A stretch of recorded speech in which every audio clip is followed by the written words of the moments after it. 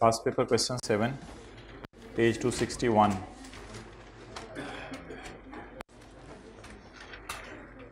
Following are the summarized, कुछ जगह मुझे किताबें नज़र नहीं आ रही.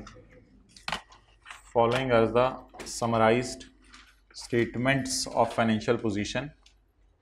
बातें ना करें हाइब्रिड में, आखिरी रो में बस बुक निकालनी है. Statements of financial position of heptagon and ellipse. ठीक है, तो heptagon और ellipse वो तो ठीक है, मैं वैसे पूछ रहा हूँ. हेप्टागॉन शेप्स होती हैं, वो तो पेंटागॉन होती थी. Ellipse. PP investment property, investment इन ऑक्टागॉन लिमिटेड.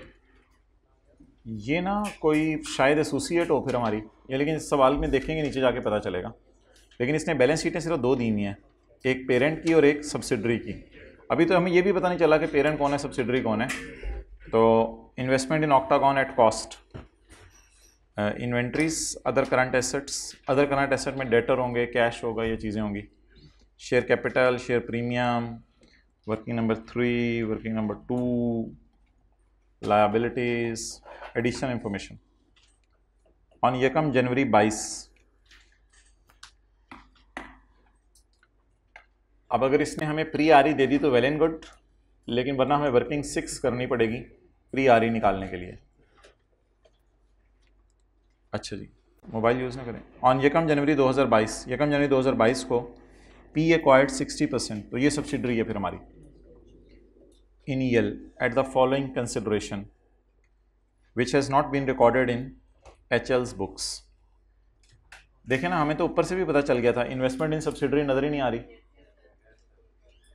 तो इसका मतलब है इन्वेस्टमेंट इन सब्सिडरी की कोई भी एंट्री नहीं की, और मेरे ख्याल से उसे कैश नहीं दिया होगा, कोई और ही प्रोग्राम चल रहे होंगे, तो उसको कैश नहीं दिया होगा. ऑन यकम जनवरी 2022 HL acquired 60% shares in EL at following consideration which has not been recorded in parent books. जो पेरेंट की बुक्स में अभी तक रिकॉर्ड नहीं हुई. एक शेयर, अच्छा पहले निकाल लेना सब्सिडरी के शेयर्स कितने हैं. 65 million into 60%, 30 point. Orange brief case में कितने शेयर हमारे पास आए हैं. 39 मिलियन. 1 शेयर इन पी, मेरा एक शेयर ले लो, किताब पे नजर रखें. 1 share in P was given for every 3 shares in EL. तो पी गेव कितने shares. 39 divided by 3 multiplied by 1, 13 million share हमने उसे ब्रीफ केस में डाल के दे दिए. ऑरेंज ब्रीफ केस में 39 मिलियन शेयर आए, हमने उसे 13 मिलियन शेयर पता नहीं दे दिए या दे देंगे, ये देख लेते हैं, ये एक अलग बहस है. दे दिए तो इन्वेस्टमेंट डेबिट और share capital share premium credit, और दे देंगे तो investment debit purchase consideration payable credit. 1 share was given for every 3 shares in L was given, दे दिए. At acquisition date the fair value of share of P and subsidiary. Subsidiary की तो NCA की fair value के लिए important होगी अगर एलिवेंट हुई. तो एचएल के शेयर्स ये हैं. इन्वेस्टमेंट डेबिट, शेयर कैपिटल और शेयर प्रीमियम क्रेडिट.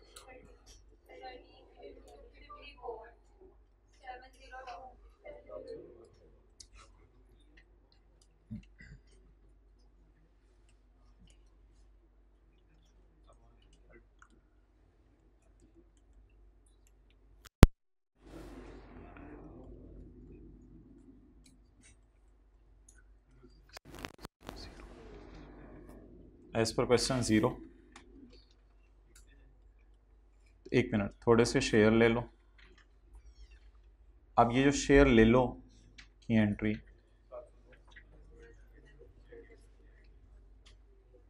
जी क्वांटिटी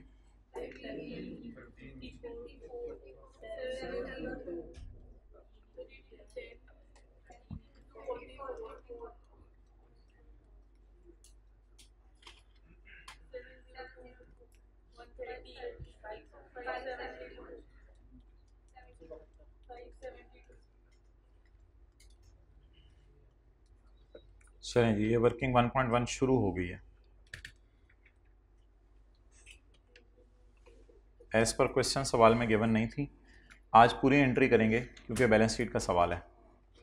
तो बैलेंस शीट के फेस पे share capital, share premium credit हो जाएगा और इन्वेस्टमेंट डेबिट हो गई 702 से। करें नोट, कुछ लोग बरकत के लिए आए हुए हैं, आइडेंटिफाई कर पाऊँ मैं। ओके, चलें आगे।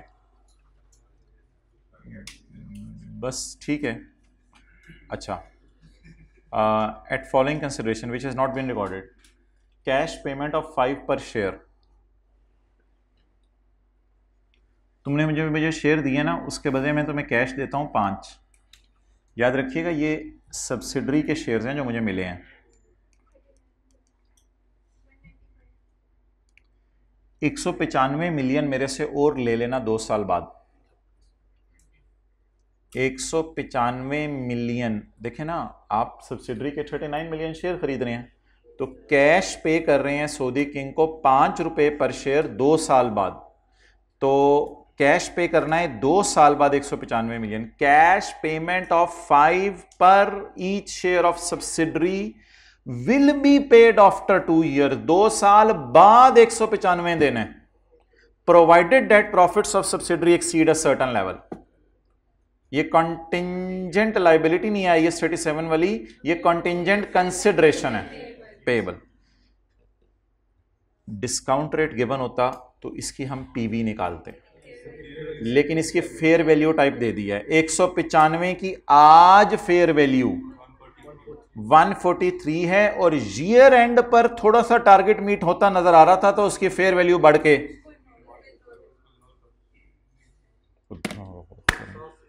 उसको कहां से इग्नोर करना है। ये मैं आपको एंट्री बताता हूं, नहीं फाइनेंस कॉस्ट नहीं। मैं देखें, ये जो विटामिन का मसला है ना जिन जिन बच्चों में आ रहा है, वो पेज 27 के जाके ना गोलियां खाएं। पेज 27 की, असल में ना जितना पेज 27 में कमजोरी होगी ना, वो सारी पेपर पे बाहर निकलेगी। पेज 27,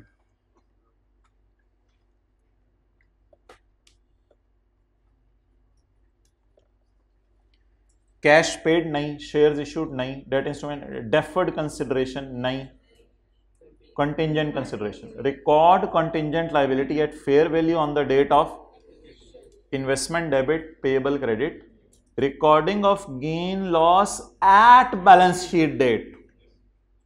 बैलेंस शीट डेट के ऊपर गेन लॉस रिकॉर्ड करने आपने। जाहिर बात है ये लाइबिलिटी 195 पे पहुंचनी है आहिस्ता आहिस्ता, लेकिन ये अनवाइंडिंग तब होता है जब डिस्काउंट करते हैं हम।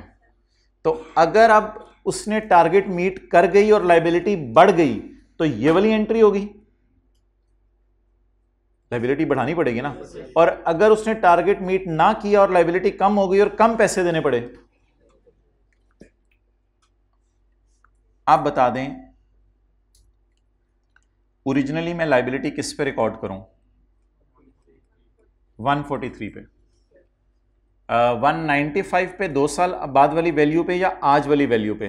2 साल बाद वाली वैल्यू 195, 2 साल बाद वाली वैल्यू 190। अगर आज दें तो 143।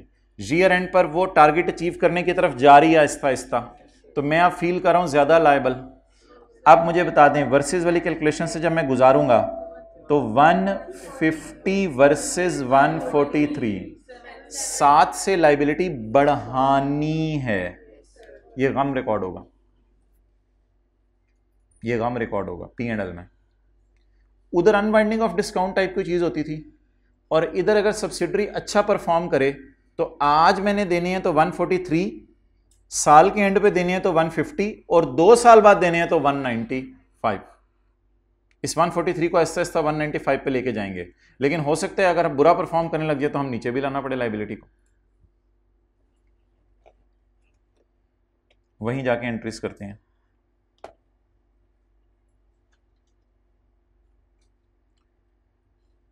कैश पेमेंट ऑफ, ये 5 पर शेयर तो उसने फटा डाला था, 195 इसको लिखना चाहिए था इधर।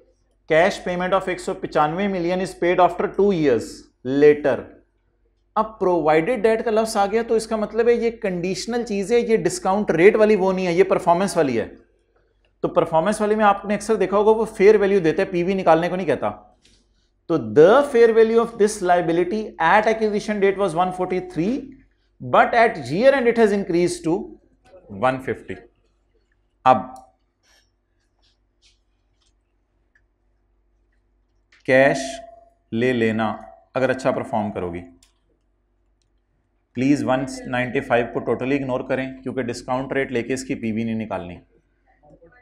Investment debit date has not been recorded, वो date has not been recorded तो सबसे अच्छा फिक्रा होता है, खुल्लम खुल्ला जो मर्जी करें, खुद रिकॉर्ड करें, आसान आसान एंट्रियां. इन्वेस्टमेंट डेबिट और पेएबल क्रेडिट कितने से जी, और लाइबिलिटीज में कितना चला जाएगा 143.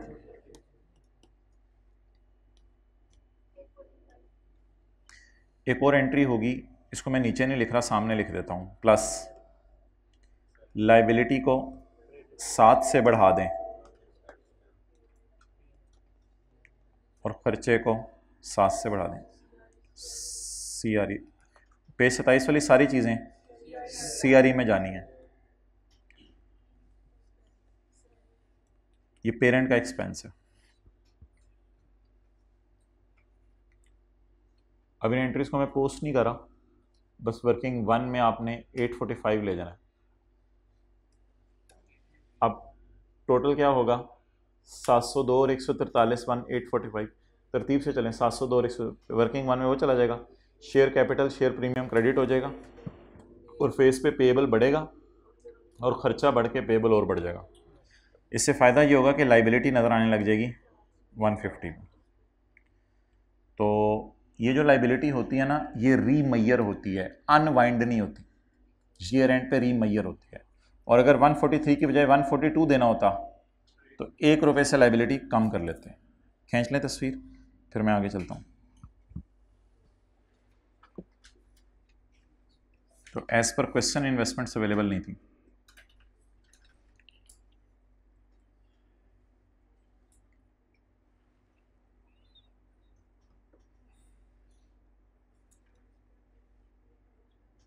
इन्वेस्टमेंट्स में से सवाल में नजर क्यों नहीं आ रही थी? क्योंकि जो डील हुई है ना वो कैश पे हुई नहीं, एक कैश उधार कर लिए और एक शेयर इशू कर दिए हैं, तो फिर ऊपर अकाउंटेंट रिकॉर्ड करने भूल गए. हमें कैसे पता चला? सवाल कह रहे हैं रिकॉर्ड करना भूल गए. At acquisition date EL retained earning was 300, कोई जरूरत नहीं वर्किंग 6 की, प्री आर ई गिवन है. And carrying value of EL assets were equal to fair value except a land which was carried at 50, it had a fair value of 80 and had a value in use of 70. इस बात को question mark लगा दें. अभी ये एक और जगह भी ना समझानी है, कल याद करा दीजिएगा इंशाल्लाह, कल ये समझा दूंगा. इस बात को भी क्वेश्चन मार्क लगा दें. अच्छा जी, नहीं अगली लाइन नहीं पढ़नी. अब जी वही सारा एक सवाल एक दफ़ा आया था, हमने स्टेप 1 किया था, स्टेप 2 किया था, वो ज़रा करते हैं, शायद आपको याद हो. कैरिंग अमाउंट और fair value. Carrying amount, fair value, revaluation, surplus. नहीं, 1 मिनट पहले इसकी entry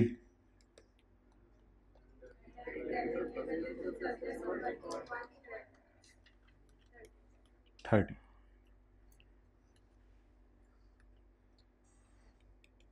Impairment test.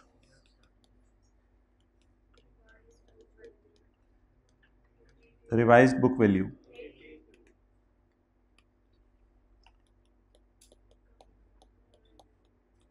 Recoverable amount. Higher of.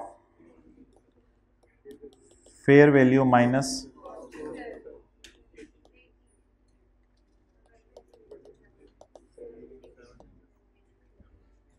higher impairment loss 0. Post करें, कभी आ भी तो सकता है ना. नहीं सीआरई में कभी ना जाती. ये एक्विजिशन डेट वाली एडजस्टमेंट्स हैं, इसकी एंट्री होती impairment loss in working 1 debit लिख लो एंट्री। एक्विजिशन डेट वाले सारी चीज़ें वर्किंग 1 में जाती हैं।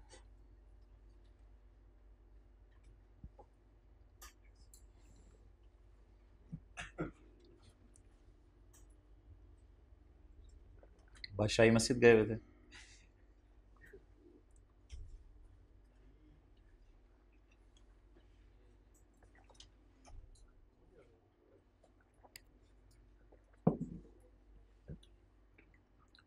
Step 1 revalue, step 2 impairment test.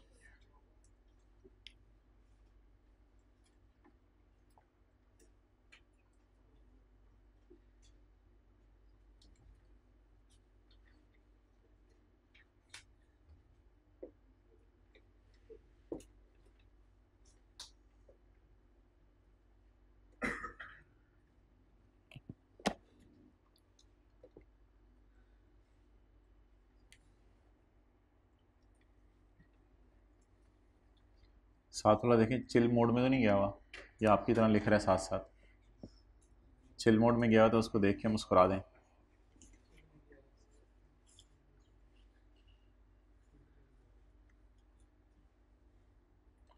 Step 1 पे हम रिवैल्यू करेंगे और स्टेप 2 पे हम इम्पेयरमेंट टेस्ट परफॉर्म करेंगे।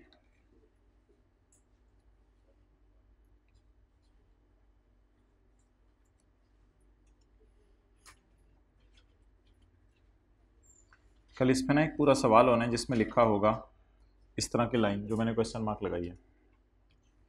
ये एडजस्टमेंट हो गई थी, इसको मैं इंशाल्लाह रिवाइज भी कराऊंगा आखिरी 2-4 मिनट में। Impairment test carried out at 30 June 2022 indicated that goodwill has been impaired by 15 million. The management believes that impairment arose due to a temporary adverse conditions. क्या करें फिर, रिकॉर्ड करें या छोड़े परे? छोड़े परे यार, इसमें क्या अब क्यों वाई, बस करें रिकॉर्ड, खत्म होगी बात। छोड़े परे वाला क्यों? पर टेम्परेरी एडवर्स इकोनॉमिक कंडीशंस है तो इम्पेयरमेंट वापस आ जानी, आएगी तो बता देना। तो ऐसे ही बस तंग करने के लिए। अब उसको समझ नहीं आ रही ना, कंसोलिडेशन में करेगा बस impairment. S R E debit, C R E debit, S R E, क्योंकि N C I fair value पे। आगे अमाउंट ही दे दिया बस उसने। On 1 July 2021 H L acquired 6 million shares representing 30% share holding in Octagon. साल के पहले दिन ऑक्टागॉन के हमने शेयर खरीदे हैं। Investment in octagon at cost, ये किताबों में रिकॉर्ड हो गए हैं ये, क्योंकि उस पर कैश दिया होगा। तो ये वर्किंग 7 शुरू करते हैं 100 रुपये से।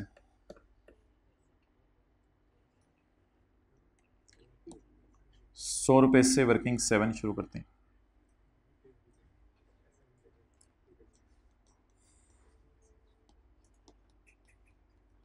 इन्वेस्टमेंट इन एसोसिएट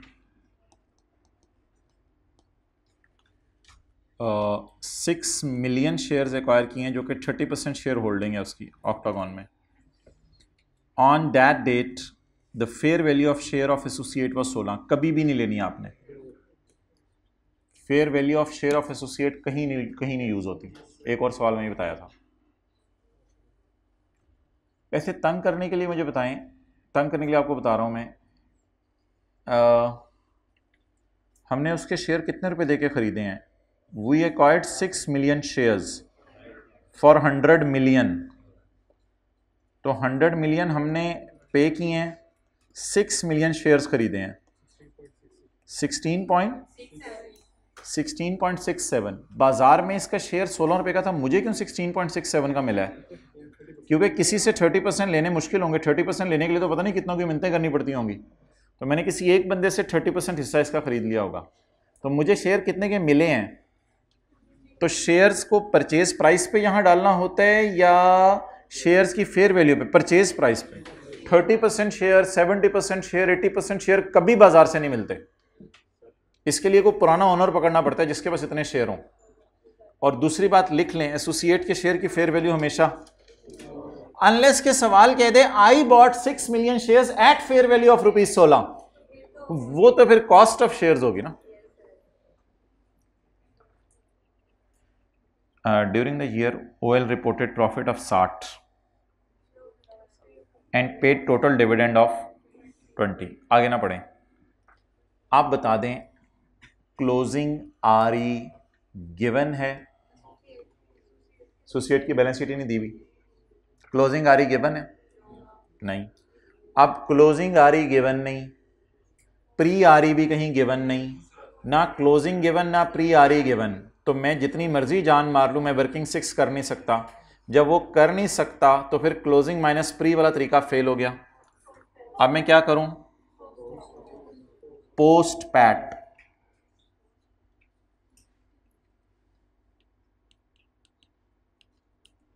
लेकिन याद रखिएगा फिर इधर डिविडेंड भी माइनस करना होगा।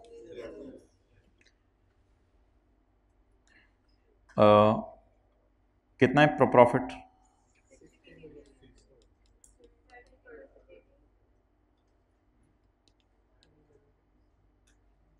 ये फैक्टर भी लगाना होता है लेकिन आज सवाल में इसलिए नहीं लगाना कि हमारे साल के पहले दिन खरीदी, वरना ये फैक्टर भी लगाना होता है।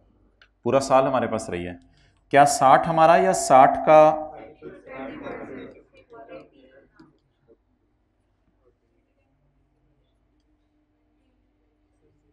एंड पेड टोटल, टोटल ये हमारा नहीं है,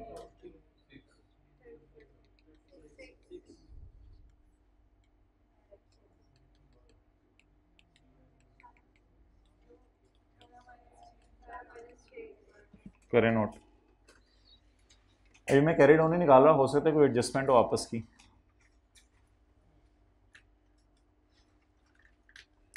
लिखें वर्किंग 6 नहीं हो सकती थी, इसलिए पोस्ट पैट माइनस डिविडेंड वाली अप्रोच लगाई है। वर्किंग 6 नहीं हो सकती थी इसलिए पोस्ट पैट माइनस डिविडेंड वाली अप्रोच लगाई है।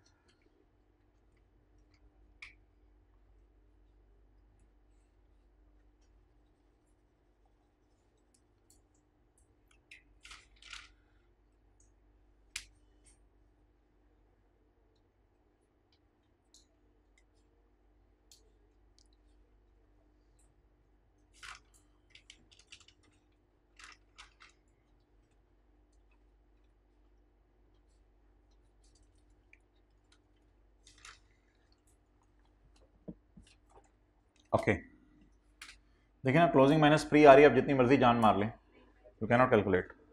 ओके ड्यूरिंग द ईयर, अच्छा P recorded its share of OL's dividend as other income, P ने अपनी अदर इनकम में डाल दिया है। भाई पी एंड एल का सवाल होता तो कैंसिल करना था, ये किसका सवाल है, एक ने पे किया होगा तो दूसरे ने, तो इसलिए क्वेश्चन 12 के 5 टाइप है, आपने डिविडेंड को कोई वो नहीं करना कुछ जब भी पेड हो जाए, क्योंकि एक पे करके रिकॉर्ड कर लेते हैं और दूसरा रिसीव करके रिकॉर्ड कर लेते हैं। तो क्या कोई रिसीवेबल पेबल खड़े होंगे, अगर इसके रिसीवेबल पेबल खड़े भी होते तो ये तो एसोसिएट है हमारी, तो इसके तो कैंसिल वैसे ही नहीं होते। Okay during the year OL's made sales of 50 million to HL, ये ओएल कौन है, एसोसिएट ने किसको सेल की है, पेरेंट को, एट 20% अबव कॉस्ट यानी markup. 60% of these goods were sold by HL during the year, तो कितनी रह गई, पहले ज़रा डिसाइड कर लेते हैं कि ये एडजस्टमेंट बैलेंस शीट के फेस पे जानी है या ये एडजस्टमेंट इन्वेस्टमेंट अकाउंट में जानी है। किसने बेचा, अब लॉजिक पे रखें, रट्टा ना मारें, किसने बेचा, एसोसिएट ने, किसने खरीदा, पेरेंट ने, किसकी बैलेंस शीट में नज़र आ रहा होगा, पेरेंट की। तो अब ये एडजस्टमेंट बैलेंस शीट के फेस पे होनी है, और दूसरा इफेक्ट इसका कहाँ जाना है, CRE। ये तो अल्लाह का शुक्र है एसोसिएट की सारी एडजस्टमेंट्स किसे हिट करती हैं, CRE। आपका दिल चाह रहा है कि वर्किंग नंबर 8.1 ना करें, दिल चाह रहा है ना करें, चलें आज और आगे बढ़ें, आज वर्किंग 8.1 भी ना करें। ये किससे किसकी तरफ है, unsold 50 into 40%, 50 into 40%, 20 divided by into 7 percentage लगाएं, हाय 7 परसेंटेज लगाएं, 3 point into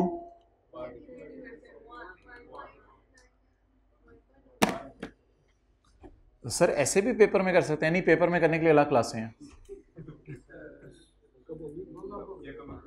what is this, एक मिनट, what is this, excellent, sold, what is this, what is this, unsold का profit, what is this, piece share.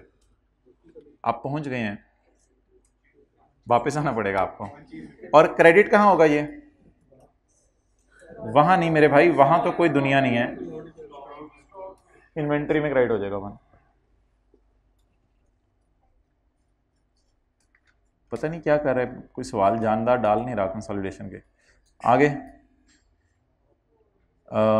ओ हाँ, ये तो बड़ी मजे की एडजस्टमेंट है। At 30/22 associate has a receivable of 25। Associate ने उससे 25 लेने हैं, बेची तो काफी ज्यादा चीजें लेकिन अभी तक 25 उसने लेने हैं। एसोसिएट का वैसे तो नजर भी नहीं आ रहा, नजर आ भी रहा होता तो इग्नोर कर देना था, काट देना था। वाई, एसोसिएट है। अच्छा आगे, एमएफए वाले भाई जाओ जरा। पॉइंट नंबर 3 एक दफा तसल्ली से मेरे साथ ना रिवाइज कर लें, पॉइंट नंबर 3, ताकि सुबह वाला हमारा टाइम एक दफा सेव हो जाए। किसकी किताबों में इन्वेस्टमेंट प्रॉपर्टी आ रही है, जाओ आप फिर समझ लेना दोबारा क्लास को यूट्यूब पे।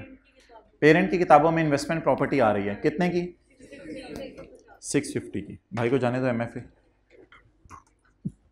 बीए, बीएफए, हाँ MFA, BFA, CFA, FCA,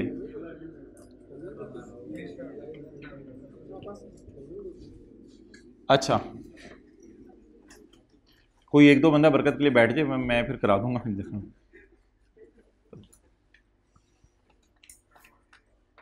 on 1 जनवरी 2022 हमारे साल के मिड में P purchased an investment property with a life of 30 years for rupees. So what is the cost of property, देख लें भैया, एमएफए वाले चले जाएं, 600 and rented out to subsidiary for ₹4 million per month. तो इन्वेस्टमेंट प्रॉपर्टी परचेज की, उसने खुद बता दिया है हेल्ड फॉर रेंटल है इन सेपरेट फाइनेंशियल स्टेटमेंट्स। लेकिन 650 पे क्यों आ रही है जब तुमने खरीदी 600 पे है? तो जाके देखते हैं IAS 40 में ये कौन सा मॉडल लगा रहा है। The property was carried in books at fair value of 650 means IAS 40 लगा रहा है। उसने एक टी काउंट बनाया होगा 600 कैरिड ऑन 650 और गेन लेके गया होगा 50 का। तो सेपरेट फाइनेंशियल स्टेटमेंट में कौन सा मॉडल लगा रहा है? Fair value model. अब पहली तो बात है, क्या पेरेंट ने अगर सब्सिडरी को प्रॉपर्टी रेंटल पे दे दी है और इन दोनों को हम एक सर्कल में ले लें और इन दोनों के दरमियान की दीवार आपस में तोड़ दें, पेरेंट और सब्सिडरी की, और इन दोनों को अलग अलग ना समझे, एक ले लें, तो एक ने दूसरे को अगर प्रॉपर्टी किराए पे दी हुई है तो क्या वो कह सकते हैं कि मैं IAS 40 लगाऊंगा? नहीं, it is not property held for rental. ये रेंटल के लिए नहीं है, ये तो आपकी अपनी है। अब वो उसी से इनकम कमा के खुश हुई जा रहे हो, तो वो रेंटल इनकम को भी शायद इनकम नहीं मानेंगे हम P&L जब बना रहे होंगे, तो उसी से इनकम कमा के खुश हुए जा रहे हो। तो इसलिए इसको क्लासिफाई कहां करें? आगे हैं, ले आए इधर, शुरू करते हैं 2-3 मिनट। अच्छा, इसको यहां से क्या कर दें, कैंसिल कर दें। कितना? 650 को यहां से कैंसिल कर दें, उठा के फारग कर दें, या वो सॉरी नीचे से 650 को यहां से कैंसिल कर दें और डाल दें यहां पर। डन। अच्छा जी, अब क्या हो गया, जल्दी बताएं, क्या हो गया? IAS 40 से IAS 16 में चला गया, IAS 40 से IAS 16 में चला गया। अब IAS 40 ने क्या कर दिया था? फेयर वैल्यू गेन रिकॉर्ड कर दिया था, और IAS 16 क्या चाहता है? डेप्रिसिएशन रिकॉर्ड कर दें तो गेन उल्टा दें और क्या रिकॉर्ड कर दें, डेप्रिसिएशन रिकॉर्ड कर दें। ठीक है जी, इंशाल्लाह कल मिलते हैं।